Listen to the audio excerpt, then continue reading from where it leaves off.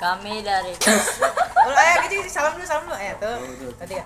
Assalamualaikum warahmatullahi wabarakatuh. Kami Kami dari kelompok 4 ingin membuat video drama tentang Danau Toba. Selamat mantap. Desa di wilayah Sumatera, hiduplah seorang petani bersama ibunya, bernama Toba dan Ibu Toba. Pada malam hari, Toba bermimpi buruk sekali. Dalam mimpinya, dia diterkam oleh seekor harimau. Dia pun langsung terbangun. Ketika dia sedang memikirkan apa arti dari mimpi itu, tiba-tiba ibunya batuk dan sesak napas. Toba pergi ke kamar ibunya. Risik tolong lah sih. Ibu kenapa? Ibu tidak apa-apa nak, hanya batuk biasa. Tapi batuk dan sesak napas yang dialami ibu semakin parah. Tadinya hanya batuk biasa dan sekarang menjadi batuk darah. Ini minumnya ibu. Anakku, ibu tidak kuat lagi. Mungkin ajal ibu sudah dekat. Tidak ibu jangan minta seperti itu. Nanti tambah sama siapa? Anakku, kau anak ibu yang paling kuat dan yang paling berani. Hiduplah dengan baik. Dan pada saat itu ibu Toba pun meninggal dunia. Toba sangat sedih ibunya meninggal. Beberapa tahun berlalu, kini dia hidup seorang diri dan rajin bekerja walaupun lahan pertaniannya tidak luas. Di suatu pagi yang cerah, Toba pergi memancing ikan di sungai. Mudah-mudahan hari ini aku mendapat ikan.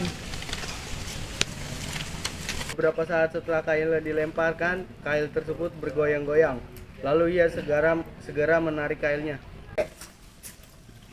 Terima kasih Tuhan, kau telah memberikanku ikan. Ikan ini indah sekali, sisiknya berwarna merah, bersihnya seperti emas. Pasti nikmat sekali bila aku makan nanti.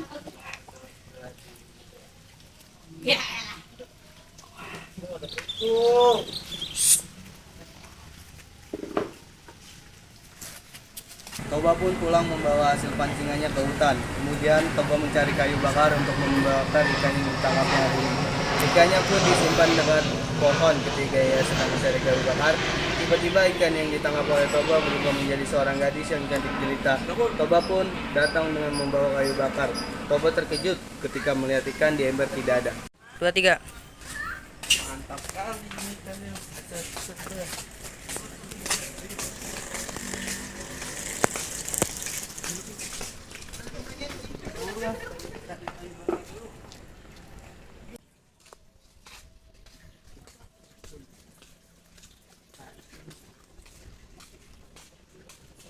Hah?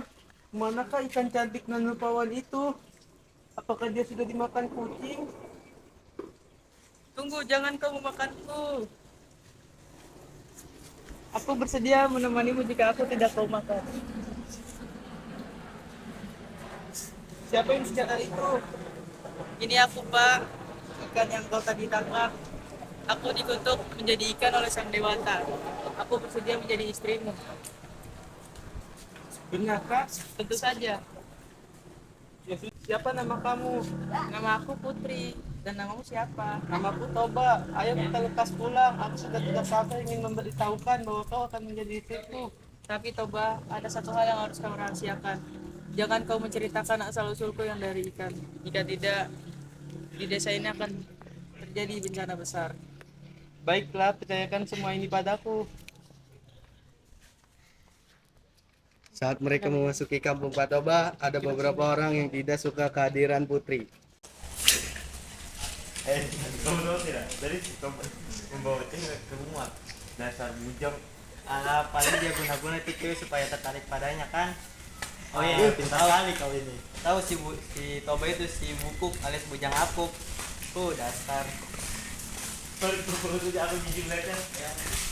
Putri mendengar hal tersebut tetapi dia mengabaikannya. Mereka pun pulang ke rumah dan menjalankan kehidupan mereka layaknya sepasang suami istri. Patoba merasa bahagia dan tentram. Setahun kemudian, kebahagiaan Patoba dan Putri bertambah karena Putri melahirkan seorang laki-laki dan diberi nama Samusir. Samusir tumbuh menjadi seorang anak laki-laki yang sehat dan kuat, tetapi agak nakal. Ia mempunyai kebiasaan yang aneh, yaitu selalu merasa lapar dan ia juga selalu membuat jengkel kedua orang tuanya karena ia tidak pernah mau membantu pekerjaan orang tuanya. Sayangku, mana makanan untukku? Tadi sudah aku siapkan di atas meja. Wah, Samosir, kemana semua makanan yang ada di meja tadi? Sudah aku habiskan, Bu. Aku kan masih masa pertumbuhan. Lagi pula aku masih lapar sih. Dan saudara, aku pergi bermain dulu ya. Samosir, ibu ini selalu saja memanjakan dia. Saya ini lapar, Bu. Sabar ya, Pak. Ingatlah, dia kan buat kita satu-satunya. Jangan sampai hal sepele seperti ini membuatmu emosi. Ya udah, baiklah. Kalau gitu buatkan aku makanan saja. Perutku sudah lapar ini. Tunggulah, aku akan membuatkannya. Toba masih bisa menahan kesabarannya. Namun kesabaran seseorang itu pasti ada batasnya. Sampai suatu ketika Toba tidak dapat menahan amarahnya. Samosir, bantu ibu nak. Lo bawa foto sendiri. Apa, Bu? Aku lagi asik bermain nih.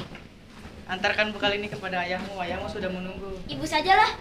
Ibu sedang menjemur pakaian, Samosir. Cepatlah. Ibu Nanti ini ayahmu marah.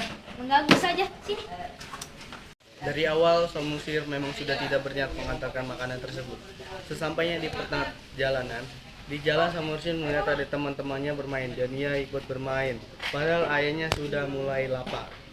2, 3. Kena. Kena. Kena. Kena. Kena lah. Kena lah. Aku udahnya. Aku lapar. Aku makan dulu. Ya. Bekal yang dibawa untuk ayahnya telah habis dimakan oleh Samosir. Lalu dengan perasaan tak bersalah, Samosir pun tetap mengantarkan makanannya untuk ayahnya.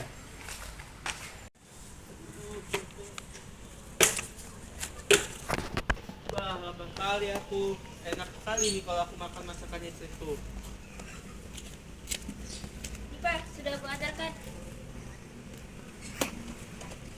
Aku manakan semua makanan ini, Samosir? Sudah aku habiskan, Pak. Sebelum perjalanan ke sawah, aku lapar sekali. Jadi aku makan aja. Dasar aku sekali, dasar anak ikan.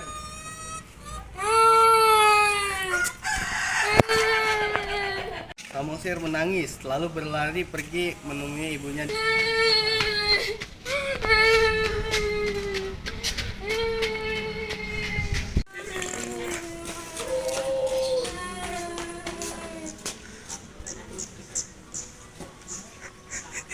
Hanya Kamu kenapa nangis, nak?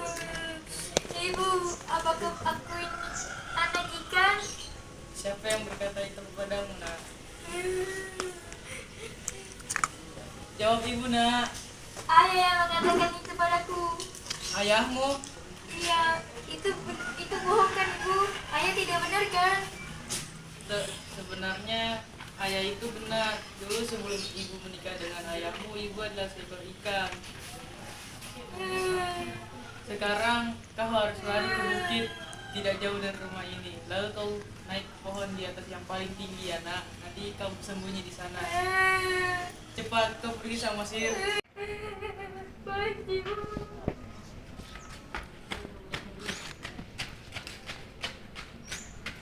Kemudian langit menjadi gelap. Tiba-tiba air bah datang dari arah sungai dan menenggelamkan semua orang yang ada di sana. Dan putri menjadi ikan mas lagi dan Samosir bersembunyi di puncak bukit.